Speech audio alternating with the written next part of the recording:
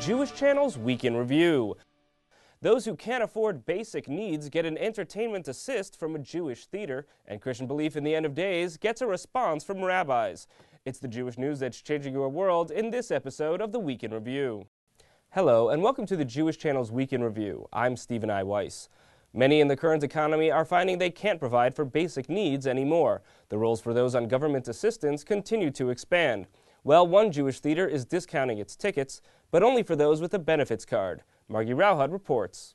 While a lucky few can afford to splurge on expensive theater tickets in the current economy, countless others have to choose between groceries for a week or a night of artistic patronage.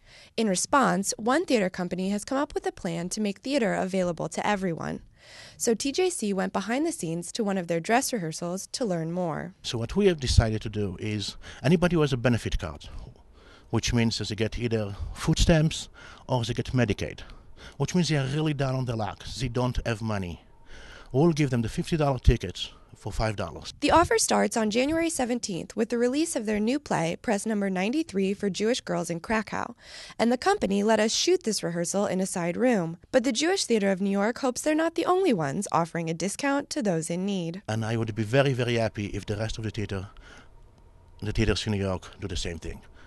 These are the people who need culture, who need it because they can't afford so much of it. To learn more about their offer and hear about their upcoming play, see the full broadcast version of the Week in Review. Thank you, Margie. The Jewish community continues to debate the meaning of Christian Zionism and how and if end-times theology should matter. Our own Christian Needon files his second of two reports on what evangelical end-times theology means to the Jews. On the eve of their film's New York City premiere, the makers of Waiting for Armageddon organized a public roundtable discussion hosted by author Michelle Goldberg. Christian and Jewish intellectuals and clergy gave their reactions to the topic of people preoccupied with the end of days, a phenomenon one Jewish professor said goes back at least 2 millennia. 2,000 years ago, the world, the Western world and the Middle East was deeply immersed in Messianism.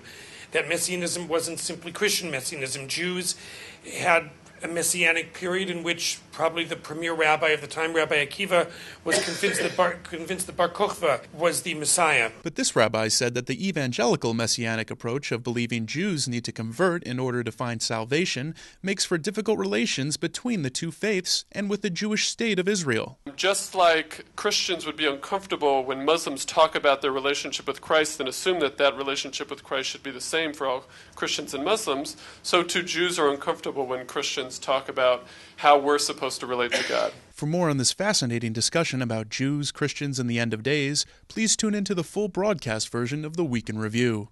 Thank you, Christian. That's all for this week from all of us here at the Jewish Channel. Be well. The Jewish Channel is available on cable. Iowa Optimum Cable Channel 291, Time Warner Cable Channel 528, RCN Channel 268, Verizon Fios Channel 900, and Cox Cable Channel 1. For more information, visit tjctv.com.